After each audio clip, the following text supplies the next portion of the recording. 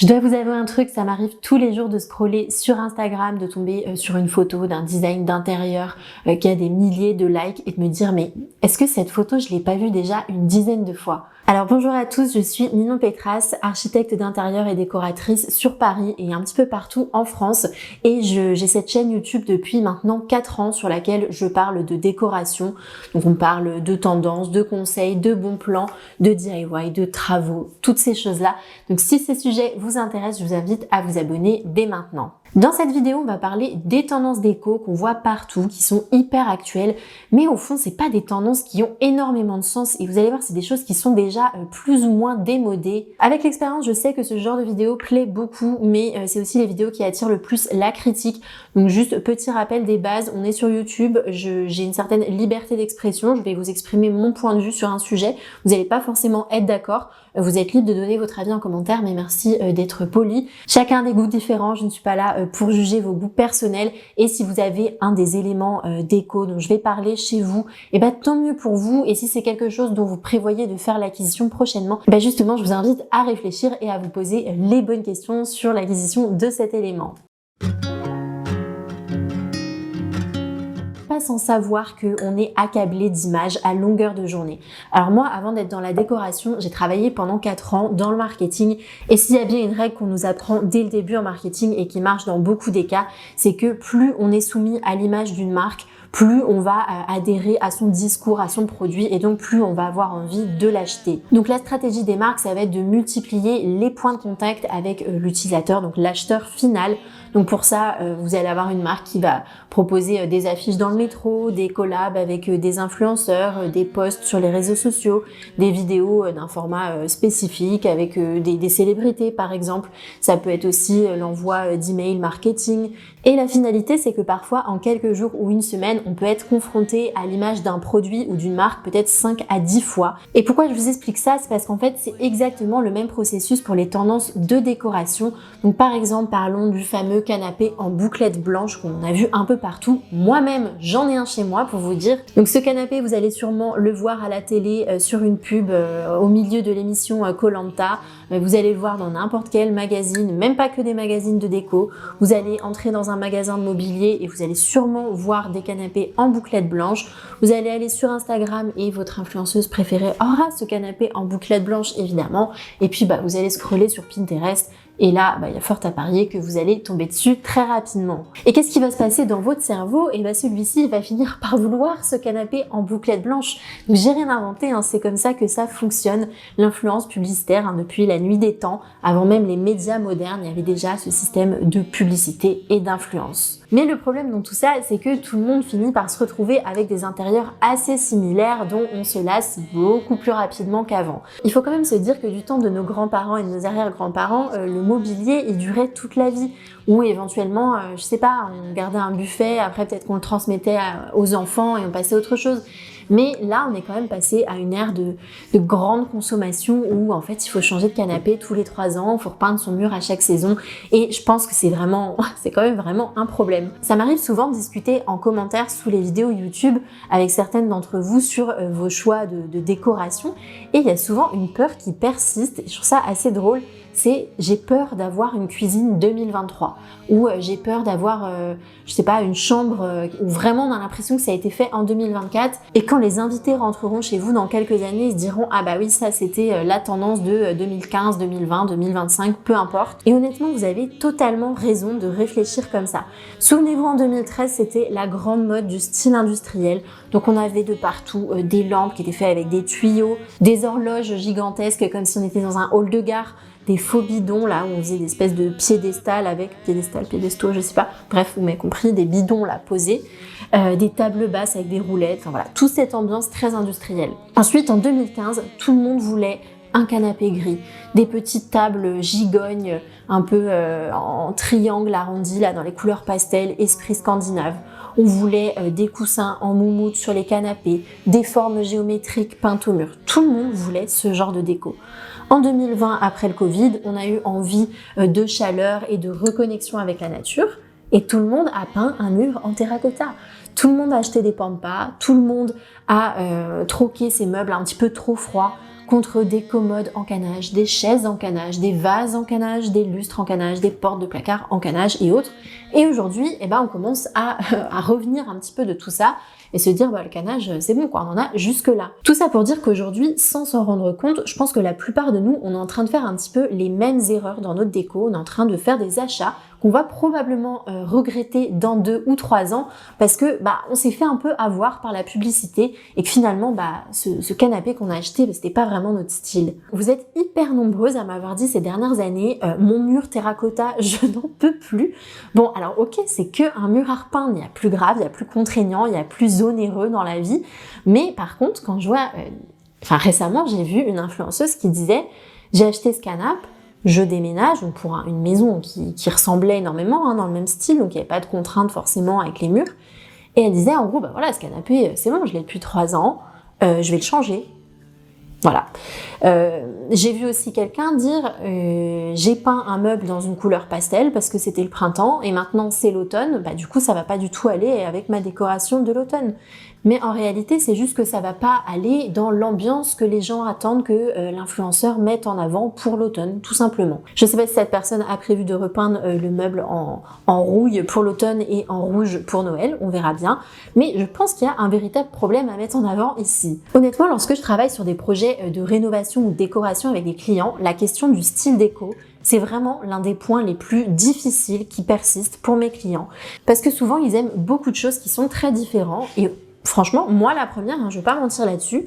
Donc je sais pas, je vais avoir quelqu'un qui va me dire j'adore les intérieurs de style anglais, mais j'aime aussi le côté vintage des formes des années 60, j'aime aussi les maisons balinaises, j'aime aussi le style provençal, enfin voilà.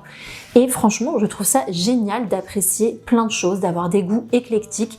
C'est ça en fait qui va créer un intérieur qui est digne d'intérêt, qui va être unique, où on va pas s'ennuyer en fait en habitant ici. Mais le problème, c'est quand vous commencez à décorer votre habitat alors que vous avez aucune ligne de conduite et que vous n'avez pas vraiment de vision de ce que vous êtes en train de faire. Donc vous achetez au compte-gouttes au fur et à mesure, souvent en fonction du budget, c'est tout à fait normal, mais aussi au fur et à mesure de l'évolution des tendances. Donc vous retrouvez avec un intérieur souvent qui est incohérent à la fin et qui va retracer un petit peu les vestiges de toutes les tendances déco des 5 dernières années. D'ailleurs, il y a 2 ou 3 ans, j'avais fait une vidéo qui était assez méthodique et structurée sur comment trouver son style, quelles sont les étapes pour vraiment trouver son style profond. Donc peut-être qu'elle mériterait peut-être une mise à jour cette vidéo, mais en tout cas, je vous la mets juste ici, je pense qu'elle peut être très utile. Bon, maintenant il est temps de vous parler des 3 grosses tendances qui sont très actuelles encore en 2024, mais qui, je pense, sont tellement surexploitées qu'en fait elles sont déjà obsolètes. La première chose, c'est les arches. Donc ça fait 3 ans que les arches ont inondé les réseaux sociaux et donc nos intérieurs par la suite.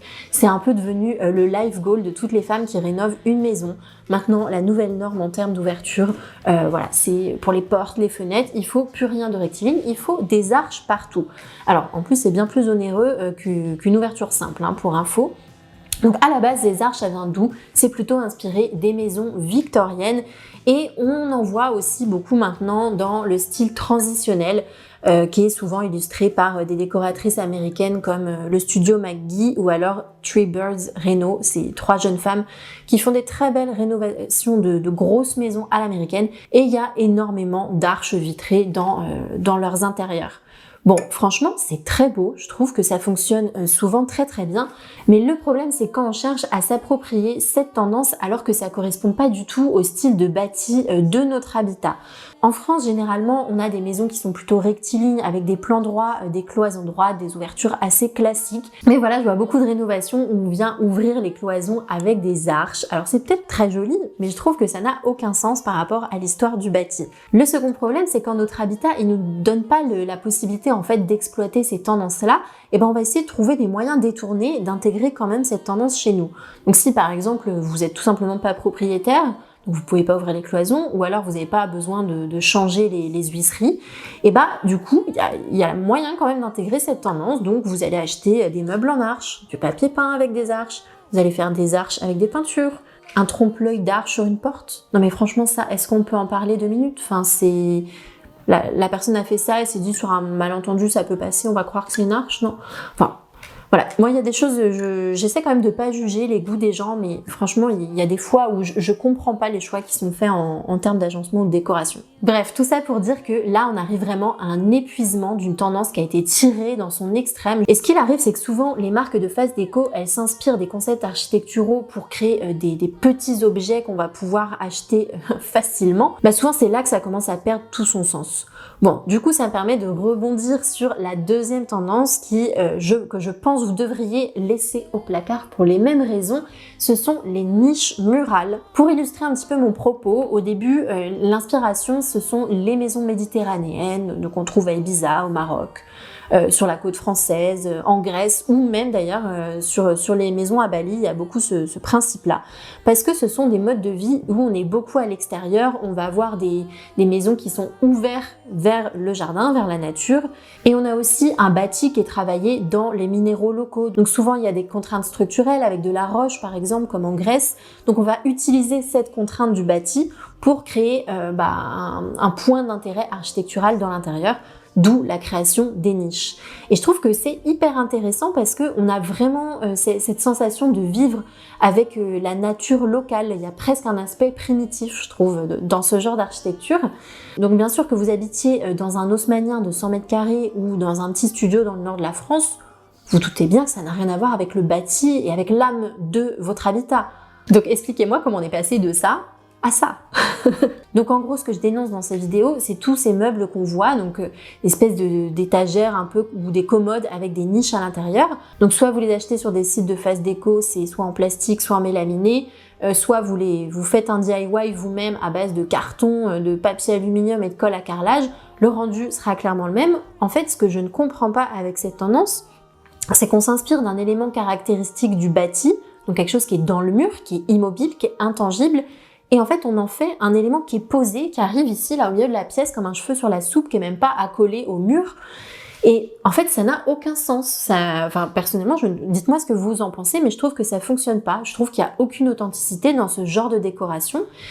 Et le pire, vraiment, c'est les modèles où, en fait, on prend un meuble Kallax de chez Ikea, on va juste prendre un panneau en MDF et faire des formes organiques percées à l'intérieur, on va le poser dessus, on va tout peindre en blanc avec du bicarbonate de soude. Voilà, je trouve qu'on n'est pas du tout sur un produit authentique, il y a aucune minéralité, il n'y a pas de charme. En fait, on est juste en train d'essayer de copier quelque chose qui rendra beau sur une photo Instagram ou Pinterest, mais dans la réalité, ça ne fonctionne pas. Donc je jette la pierre à personne, mais il y a beaucoup de DIY de ce genre de meubles en ce moment sur les réseaux. Je suis prête à parier que ce meuble bancal là que vous allez faire en carton et en papier aluminium, dans 6 mois ou dans 1 an, il va à la poubelle. C'est pas du tout des matériaux qui sont durables, on est sur une micro-traîne qui va sûrement s'évaporer dans quelques mois. Bon, je suis en train de faire mon montage et je suis en train de vous chercher des visuels pour illustrer ce que je suis en train de dire. Et je suis tombée sur un truc, il fallait absolument que je le rajoute à cette vidéo. En fait, c'est un papier peint, donc apposé sur un mur avec un effet trompe-l'œil de niche, comme si vraiment il y avait des vraies niches sur le mur. Mais vraiment là, c'est clairement un truc qui est créé juste pour faire des photos devant. Ça n'a aucun sens de mettre ça chez soi, quoi. Tout ça pour dire que si vous rénovez une maison qui a des gros murs bien profonds, dans un environnement un petit peu méditerranéen, et que vous avez envie de cette ambiance un peu French Riviera chez vous, bah oui, bien sûr que ça a du sens, et ça peut être très joli. Je trouve ça magnifique. Et là aussi, regardez, je vous mets quelques visuels de restaurants ou de lieux un peu expérientiels, où on utilise vraiment des matériaux minéraux. On laisse voir la texture, l'authenticité et surtout l'imperfection des matériaux. Et là, ça apporte un côté vraiment chaleureux qui est très joli. En ce moment, sur Instagram, je vois aussi beaucoup d'artisans intégrer ce genre de niche, mais elles sont entièrement faites en placo, peintes en blanc de manière très lisse avec un rétroéclairage LED. Et souvent, c'est installé dans des salons qui ont un univers un peu on va dire luxueux, un peu guindé, très minimaliste. Parce que même si ces réalisations, elles sont super bien exécutées, c'est des choses très techniques, je pense que ça manque un peu d'authenticité et que, en fait, à part on dirait que c'est des fonds pour se prendre en photo, pour créer la vignette Instagram parfaite. Désolée, ça va peut-être être un peu cru ce que je vais dire, mais je pense que c'est un peu le futur kitsch de demain. Bon, désolée. La troisième chose dont je voulais vous parler, on va rester un petit peu dans le même esprit, c'est l'overdose de courbes gratuites. Bon, je suis beaucoup d'architectes et architectes d'intérieur sur les réseaux, il y en a plein qui ont une vraie patte, et quand je regarde leurs réalisations, je reconnais vraiment que c'est eux. J'ai même pas besoin de voir le nom, je sais que ça vient de telle personne. Mais parfois, il y a certaines réalisations où j'ai l'impression de les avoir vues déjà 10 fois alors que ça vient tout juste d'être fait. Donc notamment le combo menuiserie sur mesure avec des angles cintrés, plus verrière cintrée en bois clair, donc on dit un peu art déco, néo-art déco, mais j'ai l'impression que ces deux choses ensemble, c'est un peu devenu la nouvelle norme. Et pour vous raconter une petite histoire, lorsque j'ai démarré mes cours d'archi il y a quelques années, le tout premier intérieur que j'ai dessiné en perspective, c'était exactement ça. J'ai dessiné une grande verrière pour séparer un salon d'une salle à manger, donc avec des courbes comme ça cintrées, et pareil, j'avais fait un meuble bas très sympa cintré. Et après, j'ai réfléchi, je me suis dit, mais est-ce que c'est vraiment ça le style dans lequel j'ai envie de me lancer? Ou est-ce que je suis pas en train d'être hyper influencée par ce que j'ai vu sur Pinterest et sur Instagram? Donc finalement, c'était plutôt la deuxième option. En fait, depuis 2020-2021, on va dire la sortie du Covid, on a un peu cette envie de douceur, de casser les codes du mobilier un peu classique, d'apporter des rondeurs, des lignes courbes. Et je trouve que ça fait des très belles réalisations. Franchement, je suis toujours en admiration devant le talent des menuisiers et des artisans qui posent ce genre de choses. Voilà, quand je vois ça, là, ce que je suis en train de vous mettre à l'écran, c'est vraiment très joli, c'est pratique, c'est fonctionnel, c'est des produits de qualité. Là-dessus, j'ai rien à dire. Mais là où je mets un petit warning, c'est que je pense qu'on est en train de faire un copier-coller de ce qui fonctionne, de ce qu'on a vu partout. Et je pense que dans quelques années, c'est pas que vous allez vous lasser de voir l'angle de votre banquette là quand vous vous déchaussez le soir. C'est pas ça du tout, mais peut-être que ça va un petit peu vous agacer de voir exactement la même bibliothèque et la même verrière dans tous les intérieurs des magazines déco, des architectes un petit peu connus sur les réseaux ou même dans les intérieurs de vos voisins. Je vous parlais tout à l'heure de 2013, on était un peu dans l'ère industrielle, où tout le monde voulait une déco industrielle. Rappelez-vous, il y avait les verrières ateliers, c'était très sympa comme concept, c'était très, très innovant, très audacieux à l'époque, ça cassait les codes. Aujourd'hui, la verrière atelier, moi personnellement, plus personne m'en demande sur les projets. Donc attention aussi, avec cette overdose de verrière art déco, pour moi, c'est peut-être aussi la verrière atelier de demain. Parce que dès que Leroy Merlin, Maison du Monde et autres marques dans le genre vont commencer à en fabriquer, vous allez voir que il y a fort à parier que cette tendance, elle va se populariser. Alors, aucune condescendance dans ce que je vais dire, mais lorsqu'une tendance se popularise, elle devient obsolète parce que les précurseurs ou les early adopters, on appelle, donc les personnes les plus audacieux qui ont adopté la tendance en premier, et ben ils vont se lasser et ils vont avoir envie de passer à autre chose. Et là, on parle pas juste d'un papier peint panoramique où vous allez vous lasser au bout de 3 à 5 ans. On est quand même sur un bel élément sur mesure qui requiert des matériaux naturels. Une verrière, ça peut coûter entre 2 000 € pour un tout petit élément jusqu'à peut-être 10 000 €. Donc ce serait dommage de ne plus l'avoir en peinture dans 5 ans. Donc je pense que vous devriez quand même réfléchir à ce genre de choix avant d'investir de si gros montants là-dedans. Pour conclure là-dessus, je pense que pour autant, quand vous rénovez ou que vous décorez votre intérieur, n'ayez pas peur de vous lancer. Prenez juste suffisamment de temps de réflexion et essayez de bien vous questionner sur votre style. Essayez aussi de projeter votre intérieur dans les années à venir. Et puis ne faites pas pour autant des choix basiques. Souvent j'entends j'ai peur de me lasser donc je vais faire une cuisine blanche. Non, c'est pas du tout ça que je suis en train de vous dire. Je pense justement que l'audace dans la décoration, c'est la plus belle des qualités. Donc faites-vous confiance, écoutez vos envies profondes et pas votre feed Instagram. Osez aussi mettre votre personnalité en avant. Votre personnalité, il y a peu de chances qu'elle ressemble à celle du voisin. Et donc, il n'y a aucune raison que votre intérieur ressemble aussi à celui du voisin. Donc, vous avez le droit de suivre les tendances, mais vous avez surtout le devoir d'écouter votre personnalité. Voilà, donc c'en est tout pour cette vidéo. J'espère que ce petit format vous a plu. C'est vrai que parfois je vous parle des tendances déco, mais j'essaie toujours de tempérer un petit peu ce que je dis et ne pas inciter les personnes qui regardent ces vidéos à aller dans le premier magasin et acheter tout ce que je viens de dire. C'est pas du tout le but. Le but, c'est de vous inspirer, mais surtout de vous donner les bonnes clés pour un intérieur qui soit durable. En attendant, si vous avez besoin d'être accompagné sur un projet de rénovation ou de décoration, n'hésitez pas à aller voir mes réalisations sur mon site que je vous mets juste là. Et pourquoi pas aussi m'envoyer un petit mail pour pouvoir discuter ensemble de votre projet. Allez, on se retrouve très prochainement pour une nouvelle vidéo et en attendant, je vous souhaite de passer une bonne semaine. Bye!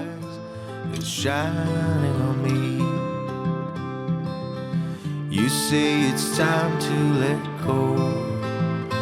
I say where you going with my heart. I'm so afraid of getting lost. Tell me where you going with my heart.